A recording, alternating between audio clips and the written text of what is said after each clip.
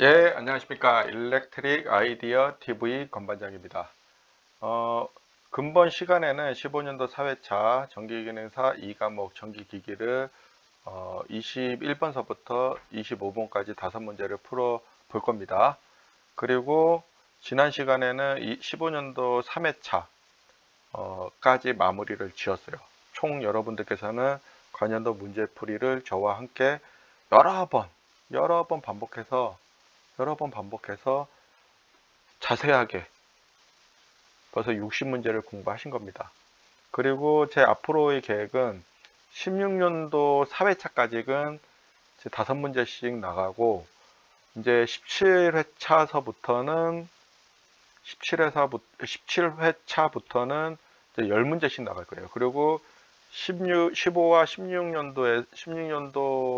16년도에서 설명된 문제들은 다 빼고 중복되는 문제들은 문제와 답으로만 나가고 이제 새로운 문제들만 설명을 해드릴 겁니다.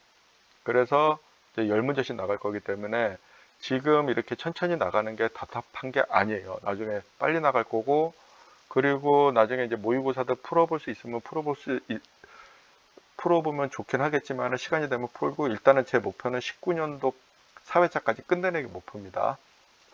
저도 이제 다음 주서부터는 지금 이 영상이 지금 업로드 되려면 아마 2월 23일이나 4일날 아마 게시가 될 가능성이 높은데, 그 되면은 저는 벌써 이제 학교 다니고 있을 시간일 거예요, 아마. 그래서 미리 전에 제가 지금 영상을 찍고 업로드 해드리고 있고, 저도 이 영상을 만들 적에 그 전에 PPT 자료를 먼저 도서관 가서 스터디 카페 가서 만들고, 그리고 퇴근하고 와서 한 23시 이쯤 되면 이제 영상을 제가 찍어요. 그래서 컨디션이 좋으면 한 편 정도 찍고요. 그 컨디션이 좋으면 한 2편 정도. 만약에 이제 컨디션이 안 좋다 그러면 한 편, 그 다음에 또 음주가 회사에 또 있다 그러면 그날은 좀 늦게 들어올 거잖아요. 그러면은 그 다음날 좀 그 문제만 좀 공부하고 그 다음날 이제 저는 이제 영상을 찍고 이렇게 업로드 하는 스케줄로 가고 있어요. 근데 지금은 요 과목만 하지만 나중에 개강이 돼서니 막 수업 나가면 막 수업에 있는 막 그것까지 같이 중복돼서 하기 때문에, 그래서 지금 미리미리 이렇게 좀 시간 날 때마다 이제 찍고 있어요. 부연 설명은 이 정도로 하고 오늘 수업 시작을 해볼게요. 오늘 첫 시간입니다. 그래서 인생을 먼저 살아온 건반장의 명언. 창업 핵심의 키워드: 열정, 전략, 변화, 근성, 도전, 혁신, 창조, 실패, 마케팅, 액션, 준비, 실행력. 이거를 제가 이제 좀 창업 준비를 좀 하려고 하면서 어떤 키워드가 중요할까라고 해서 이렇게 좀 제 칠판에다가 적어 놓은 거예요. 그거를 여기 가져온 거고, 여러분들께서도 창업 핵심의 키워드를 공부 핵심의 키워드, 취업 핵심의 키워드를 한번 바꿔보세요. 그러면은 이거에 접목시켜서 생각해 보면은 또 여러분들의 생각이 좀 전환이 될 거라고 저는 생각이 돼요. 공부의 핵심의 키워드하고 열정, 공부에 열정 없으면 잘할 수가 없고, 전략이 없으면 똑같은 시간을 주어지더라도 어떤 사람은 100점 맞는 사람이 있고 어떤 사람은 한 개 틀린 사람이 2개, 3개 이렇게 있잖아요. 이런 것들은 반복적인 이해와 반복적인 전략이 없어서 그런 거거든요. 그냥 하면 되는 게 아니에요. 그 다음에 변화, 새로운 거에 대한 변화 필요하고, 끝까지 하고자 하는 근성, 의지, 이런 것들이 중요하고, 그 다음에 새로운 것에 대한 도전, 그 다음에 변화에 대한 혁신, 새로운 것을 만들어내는 것에 대한 창조, 뭐 혁신, 뭐 저는 이게 큰 변화냐 작은 변화냐의 차이점만 있다라고, 저는 사실 두 용어의 의미는 그 의미는 좀 그 의미는 좀 생각이 들고요. 우리가 이제 혁신의 깔때기 보면은 수천 개의 아이디어가 도출돼서 제품으로 나와서 상품화 될 때까지가 단 하나밖에 안 되는 거잖아요. 그런 것처럼 이 창조적 아이디어를 엄청나게 내도 성공할까 말까 한 거예요, 사실 세상은요. 그 다음에 실패. 당연히 이건 뭐 여러분도 잘 아실 거예요. 실패했다고 뭐 안 하는 게 아니라, 실패했으면 그 실패 사례를 통해서 내가 무엇을 얻었는지, 그리고 앞으로 어떻게 대응할 것인지, 이런 것들을 좀 만들어내고, 마케팅. 내가 자격증을 땄어. 자격증만 땄다고 해서 성공하는 건 아니잖아요. 어떤 자격증을 따더라도 마찬가지예요. 내가 이제 그 기능사를 따더라도 1억 연봉이 있는 거고, 기술사를 따더라도 1억 연봉이 안 되는 사람이 있는 거예요. 이거의 차이점, 극단적인 차이점은 뭐가 있을지를 한번 잘 생각해 보세요. 액션 플랜은 또 뭐가 있는지. 준비는 내가 취업을 하기 위해서, 공부를 하기 위해서 어떤 준비가 필요하고 어떤 것을 보고 어떻게 할 건지, 이런 것들이 이제 중요한 거예요. 그리고 여기는 제가 이제 작년에 6월 달에 갔다 온 이제 샌프란시스코 사진인데, 이뻐서 한번 이게 붙여놨습니다. 이제 문제 15년도 4회차 2과목 전기기기 21번 삼성 유도전동기의 2차 저항을 2배로 하면 그 값이 2배로 되는 것은 슬립이죠, 슬립. 슬립과 2차 저항은 비례관계가 있죠. 여기 공식이 있죠. R2와 여기 SMAX, 그러니까 그 최대 슬립 조건이랑 R2는 비례관계에 있어요. 그래서 R2가 2배가 되면 슬립 S도 2배가 된다. 그래서 답은 1번이에요. 여기서는 얘를 아는 게 가장 중요하고요. 이 관계를 하려면 요런 내용들을 좀 알아야 되는데, 다 이해하면은 저는 여러분들께 너무 고맙고요. 만약 그렇지 않다 그러면은 요것만 알고 넘어가셔도 됩니다. 한번 읽어 드릴게요.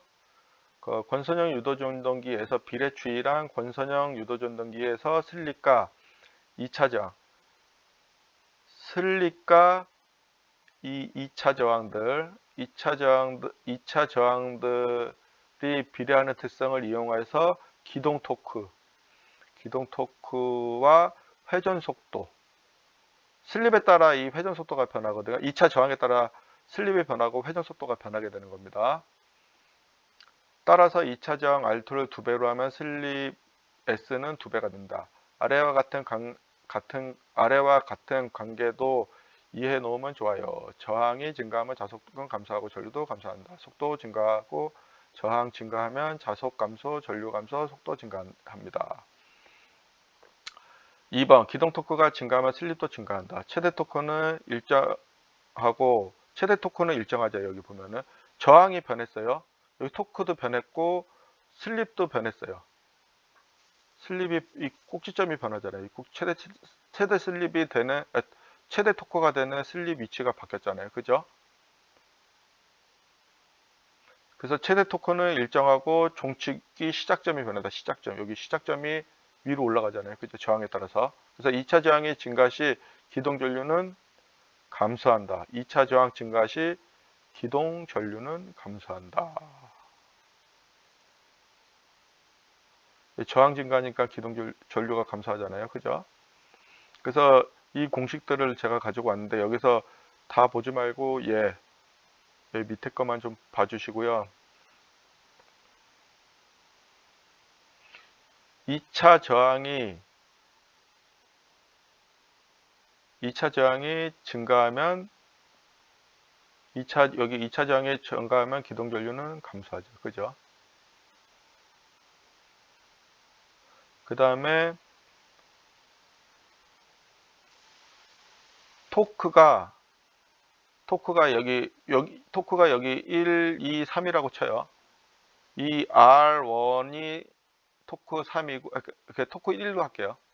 R2가 토크 2, R3가 토크 3이에요. 3일 때가 우리가 저항값이 기준 저항이거든요. 여기 스테이블한 그 리전 쪽에, 그러니까 구역 쪽에가 정상적인 범위에 있는 저항인 거고, 그러니까 R2, R1은 이제 저항을 증가시키니 최대 토크는 똑같지만은 슬립 위치가 이제 최대 토크에 따른 슬립 위치가 변하고 동기 속도도 변화되는 거예요. 그죠? 슬립이 증가하고 속도 곡선도 바뀌잖아요. 그죠? 그 다음에 R1에서 R2로 변화를 주면은 기동 토크가 올라가잖아요. R1은 더 올라가고요. 그죠? 힘이 엄청 좋아지는 거죠. 그죠? 기동 토크가, 그러니까 슬립이 증가한다는 거는 그 속도가 이게 낮아지는 거예요. 낮아지는 거. 슬립이 커지면 속도가 낮아지고 토크가 높아지는 개념이거든요. 토크의 그 기동 토크 변화점이 이제 높아지는 거죠. 이렇게 보면요. 그죠? 슬립도 여기 보면은 변화되잖아요. 그죠? 그래서 이런 개념 정도만 여러분들께서 좀 알아놓으시면 좋을 것 같아요. 여기서 영상을 보고 제가 이해한 대로만 여러분들께서 이해를 하시면은 괜찮고, 너무 어려워 그러면은 그냥 이 공식만 외워놓고 가자. 그래서 2차 저항이 2배로 되면 변화되는 것은 슬립이다. 아셨죠? 다음 문제 22번. 다음 제동 방법 중 급정지하는데 가장 좋은 제동 방법은? 제가 이제 전기 자동차를 가지고 왔어요. 전기 자동차는 우리가 회생 제동을 써요. 회생 제동. 우리 전기 자동차의 회생 제동 얘기 많이 들어보셨잖아요. 목이 마르가서 물 좀 한 잔 마셨습니다. 회생 제동과 발전 제동을 사실 저는 그냥 동일하다고 봐요. 이거를 에너지로 반환해서 다시 쓰냐, 그러니까 재생을 한 거, 회생이 재생이거든요. 전기를 이제 자동차가 내리막길에서 우리가 브레이크 악셀레터를 딱 누면은 자동차 무게에서 이게 전동기가 발전기로 변화가 된단 말이죠. 그 자체 무게로 돌아가고 속도가 붙게 되면 더 많은 전기를 생산해서 배터리에 충전을 하게 되는 거죠. 배터리. 그래서 여기 보면은 이 커서의 이 그림 보면은 배터리를 쓰는 거는 전동기를 굴러주는 거예요. 만약에 그 악셀레터를 떼어가지고 나면 탄력으로 가면은 얘가 전동기로 바뀌면서 녹색 화살표로 해서 전기가 들어와요. 그래서 배터리로 충전이 되는 거예요. 에너지를 다시 회수해서 재사용한다. 그래서 회생 제동이 되는 거고, 발전 제동도 동일한데 발전 제동은 전기를 쓰는 게 아니라 이 다이내믹 브레이킹 레지스터라는 이 발전 제동용 저항기에서 태워서 소모시켜 버려요. 그게 이제 좀 차이점이 있는 거예요. 그래서 사실 얘랑은 제동하는데 완전한 제동은 안 되고 뭐 오랫동안 기울기가 낮은 데서 이렇게 천천히 가면 쓰겠죠. 언젠가는. 근데 여기서는 급정지하는데 가장 효과적인 제동 방법이라고 했잖아요. 그러면 여기서는 역상제동이 가장 효과적인 제동 방법이라고 저는 생각을 합니다. 그래서 저는 여기서 답은 3번이라고 봐요. 왜냐하면 제가 15년도 2회차인가 3회차 때 우리 3선 중 2선을 바꾸는 역상제동에 대해서 설명을 드렸는데, 우리가 그 전동기가 회전하는 원리는 회전 자개에 의해서 120도의 위상각을 가지고서 회전 자개가 형성돼서 삼상 유도 전동기는 돕니다 라고 제가 여러분들께 설명을 드렸어요. 근데 거기서 그 3선 중 2선을 바꾸면은 회전 자개가 정회전했던 게 역회전으로 역토크가 걸리는 거죠. 역토크가 걸리게 되면 어떻게 되겠어요? 다른 것들은 그냥 태우는 거지만 태우거나 저장하는 거죠. 얘는 아예 역토크를 발생시키는 거예요. 역방향으로. 그래서 얘가 여기서는 가장 빨리 쓰는 겁니다. 그 다음에 단상제동은 그냥 단상전원을 이용해서 그냥 제동하는 거로 그냥 이해하고 넘어가시면 될 것 같아요. 여기서 답은 3번. 23번 문제입니다. 슬립 S는 5%, 2차 저항 R2는 0.1옴, 민 유도 전동기 등가회로 R2는 얼마인가? 등가 저항 R은 얼마인가? 그래서 제가 이제 여기 보면은 유도 전동기의 등가 회로도를 가지고 왔어요. 유도 전동기의 등가 회로는 변압기 등가 회로랑 비슷하고 슬립이라는 게 존재한다고 얘기를 했습니다. 그래서 공식도 거의 대동소이합니다. 그래서 변압기를 이해하면은 유도 전동기는 자동으로 이해가 된다라고 제가 설명을 했을 겁니다. 그래서 2차 저항, 여기서 되는 2차 저항은 I2는 I는 R분의 V잖아요. 그래서 교류기 때문에 Z분의 V가 되고, Z는 R 자승 플러스 X의 자승이에요. 사실 우리가 교류 임피던스 계산하는 거는 이 공식인데 여기에 S만 빠지면 똑같은 공식이에요. 그 절대값을 구하는 거죠. 그 다음에 E는 S가 붙은 거예요. 슬립에 고려된 E2를 구하는 거예요. 그리고 곱하기 S분의 1. 이거를 변환하면 요렇게 되고요. 이거를 또 변환하면 요렇게 됩니다. 이제 묶은 거죠. S를 묶은 거죠. 이렇게 묶어서 루트 안에 넣은 거죠. 그래서 최종적으로 요런 공식, 여기에서 모으면 요 공식으로 나옵니다. 왜냐면 S2에 1이 있으니까 이게 위로 올라가면은 요 공식이 나오는 거 이해하시잖아요. 그러면 얘가 이제 요렇게 변하는 거고, 얘를 확대해서 이렇게 보면 S2 분의 R2는 R2 플러스 R로 쓸 수 있습니다. 그러면 여기 R 값이 여기 등가정한 값이 나오죠. 등가정한 값은 R은 S의 1 빼기 S분의 R2가 돼요. 이걸 설명하기 위해서 제가 이렇게 가지고 왔어요. 근데 여러분들 기능사에서는 이렇게까지 할 필요는 없고 얘만 외우시면 됩니다. 그래서 1 빼기 0.05 슬립은 무조건 5%로 주면 우리가 0.05로 해야 된다고 했죠. 그 다음에 여기 0.05를 곱하기 0.2를 넣으면 1.95옴이 납니다. 그래서 여기 답은 1.95옴. 어렵죠? 그래도 포기하지 마시고 계속 눈으로 보시고 반복해야 돼요. 반복만이 살 길입니다. 반복 기억해 두세요. 답은 3번. 24번. 동기 전동기의 장점이 아닌 것은 어디 보자. 여기 보면은 직류 여자기가 필요하죠. 근데 이게 다른 거는 여자기가 필요가 없는데 동기 전동기는 여자기가 필요한 게 단점인 거예요. 돈이 더 많이 드는 거잖아요. 그죠? 얘가 답이네요. 그 다음에 2번.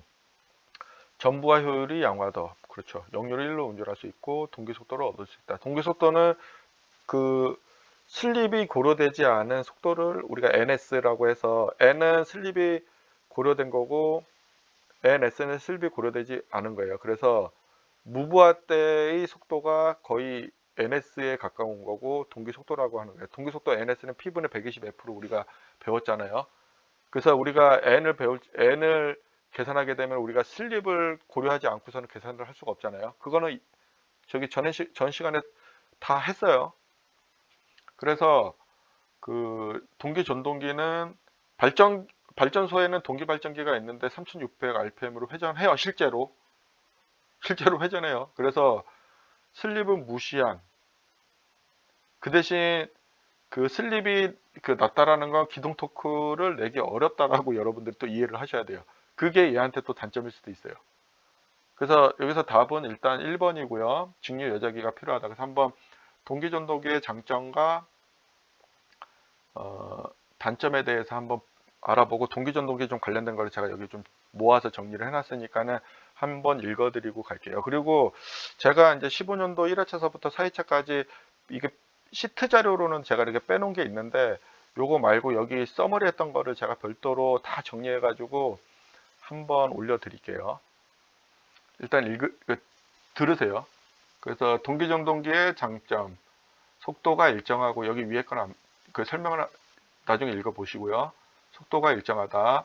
역률이 가장 좋은 전동기다. 효율이 좋다. 공극이 크고 기계적으로 튼튼하다. 필요시 지상 또는 진상의 역률을 변환할 수 있다. V커브 곡선, V 특성 곡선 갖다 설명 다 드렸잖아요. 그죠? 그 다음에 동기 전동기의 단점은 기동 토크를 얻기가 어렵다. 우리가 동기 속도로 운전하는 건 기동 토크가 이제 좀 얻기 어렵다는 거고 속도 제어가 어렵다. 얘는 그냥 그 속도 제어를 하려면 못하는 건 아니지만은 우리가 그 SFC라는 장비를 통해서 우리가 주파수 변환을 해서 우리가 속도를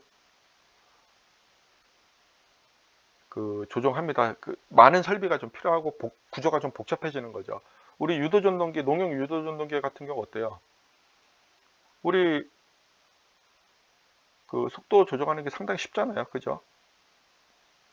극수를 바꾸다던가 주파수를 변환한다던가 그죠?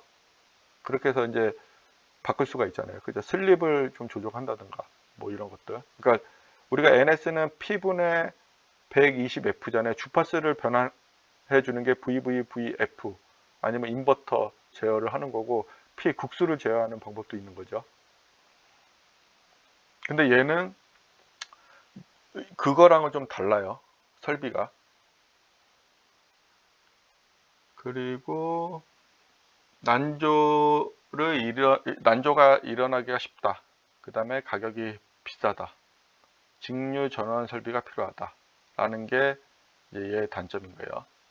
그 동기발전기 제동건선의 역할은 난조 방지와 기동 토크 발생, 파형 개선 및 이상 전압 방지. 이거는 시험 문제 나오는 것들이라서 제가 설명을 해 드린 거예요. 이 개념을 알고 비슷한 용어가 나오면 고르실 수 있어야 되는 거예요.